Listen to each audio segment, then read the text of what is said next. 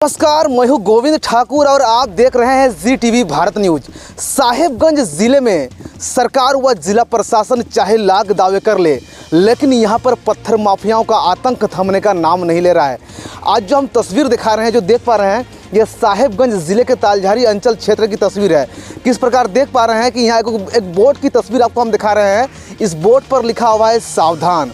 सावधान यानी कि अलर्ट, और यहाँ पर लिखा हुआ है कि ये ग्रामीण है और इस पर जो है भारी वाहन का परिचालन वर्जित है। इस पर भारी वाहन का परिचालन नहीं हो सकता है, और यदि कोई भारी वाहन का परिचालन करता है तो वो खुद जिम्मेदार होंगे। ये सड़क की तस्वीर भी आपको हम दिखा रहे हैं। ये हाल फिलहाल में सड़क का काम हुआ है, लेकिन पत्थर माफियाओं के कहर से ये सड़क जो है टूट करके अलग अलग भाग में बढ़ गया है। आपको टीवी स्क्रीन पर दूसरा तरफ हम तस्वीर भी दिखा रहे हैं, जो सड़क का टूटा हुआ तस्वीर देख पा रहे हैं। लेकिन सवाल ये नहीं है कि आखिर यहाँ पर इतने बड़ा बोर्ड जो है प्रशासन के द्वारा लगाया गया है, लेकिन इसके बावजूद भी क्या इस रोड पर पत्थर माफियाओं का कारनामा थमने का नाम नहीं ले रहा है।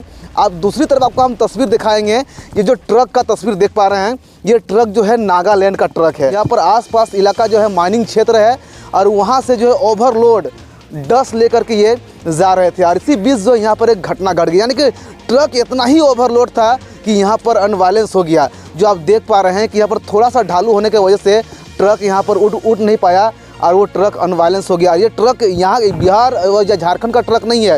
ये ट्रक में जो यहाँ पर नंबर प्लेट है, जो आपको हम दिखा रहे हैं, ये नागालैंड का नंबर प्लेट है, जो साफ तौर पर आप देख पा रहे हैं। और ये ट्रक अगर बीते रात्रि की बात करते हैं तो यहाँ पर जो है ये ट्रक यानी कि पलटा तो नहीं है, लेकिन यहाँ पर बंद हो गया। यानी कि डस्ट को देख करके आपको समझ में आता होगा कि यहाँ पर कितना इसमें ओवरलोड था कि आखिर जो है ये ट्रक यहाँ पर उठ नहीं पाया, और ये ट्रक यहाँ पर बंद हो गया। जिसकी वजह से अगर हम बात करते हैं तो यहाँ पर जो सड़क भी बाधित हो गया है। लोग इस पर आ जा नहीं पा रहे हैं, क्योंकि ट्रक का यहाँ पर होने से सड़क जो बाधित हो गया। लेकिन सवाल ये उठता है कि इतने बड़े पैमाने में पत्थर माफियाओं का आतंक इलाके में जारी है, और यहाँ के शासन और प्रशासन क्या कर रहे हैं? क्या यहाँ के जो नोडल अधिकारी हैं वो इस सब बिंदु पर कार्रवाई नहीं करते हैं?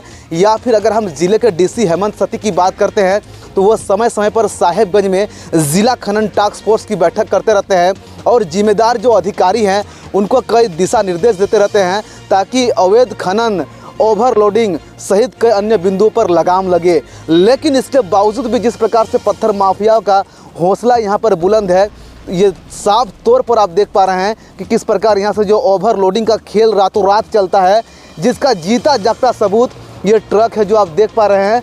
और यहाँ पर ऐसा नहीं है, जो आपको हम तस्वीर दिखा रहे हैं, जो सड़क है, ये सड़क जो है माइंस की ओर जाता है, और जो इलाका है ये खनन क्षेत्र है। और यहाँ से जो है रातों रात अगर हम बात करते हैं तो बड़े पैमाने पर यहाँ से पत्थरों की तस्करी होती है, ओवरलोड वाहनों का परिचालन होता है। जबकि अगर इस सड़क की हम चर्चा करते हैं तो ये सड़क ग्रामीण जो है पथ है, और इस पर ओवरलोड वाहनों का परिचालन वर्जित है। साफ तौर पर यहाँ पर एक बोर्ड भी लगाया गया है, जो दूसरी तरफ टीवी स्क्रीन पर आप बोर्ड भी देख पा रहे हैं कि किस प्रकार यहाँ पर बोर्ड भी है। लेकिन इसके बावजूद भी जिस प्रकार से पत्थर माफिया यहाँ पर जो ओवरलोड वो गाड़ियों का परिचालन कर रहे हैं, इससे कहीं ना कहीं जो जिम्मेदार अधिकारी हैं उस पर एक नहीं दो नहीं बल्कि कई बड़े सवाल तो खड़े हो ही रहे हैं। लेकिन अब यहाँ पर जो घटना घटा है, ये ट्रक किस प्रकार जो है, हालांकि ये ट्रक पलटा नहीं, लेकिन रात की समय थी, जब यहाँ पर अगर ये दिन का अगर समय रहता, अगर इस आसपास का कोई यहाँ पर आदमी वगैरह रहता, बच्चा रहता, क्योंकि ये इलाका जो है ग्रामीण क्षेत्र है, आसपास में गांव है, और गांव घर के जो बच्चे हैं वो इस क्षेत्र में आकर के चाहे वो गाय बगाली करते हैं, बकरी बगाली करते हैं, या फिर खेलते भी हैं, तभी अगर वो बच्चा यहाँ पर होता तो कितना बड़ा हादसा हो सकता था। लेकिन रात का समय था, और यहाँ पर जो ट्रक जिस प्रकार से यहाँ पर घटना घटा है, इसके बाद जो इसका ड्राइवर है वो तो फरार है। लेकिन इसमें समझने वाली बात है कि यहाँ पर जो जिस माइन से जो इस ट्रक का परिचालन हो रहा था, जहाँ से ये ट्रक आ रही थी, ये जांच का विषय है कि आखिर इतने बड़े पैमाने पर ओवरलोडिंग का खेल कैसे चल रहा है।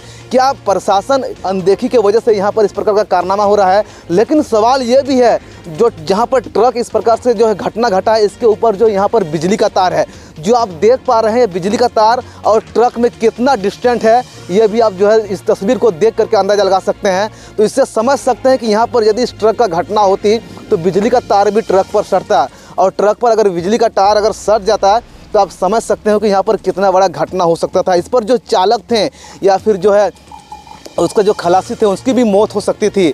लेकिन रात के अंधेरे की घटना है जिसकी वजह से यहाँ पर कोई वैसे हाथाहाथ नहीं हुआ है। और हालांकि यहाँ पर जो ट्रक अभी भी पड़ा हुआ है और यहाँ पर जो जिम्मेदार अधिकारी है, जिम्मेदार जो प्रशासन है, वो बेखबर है। उनको कानों कानों तक जानकारी नहीं है कि यहाँ पर इस प्रकार का घटना हुआ है और रातों रात जो है इस क्षेत्र से ओवरलोडिंग का खेल चल रहा है। इसकी जिम्मेदार कौन है, ये एक बड़ी सवाल है।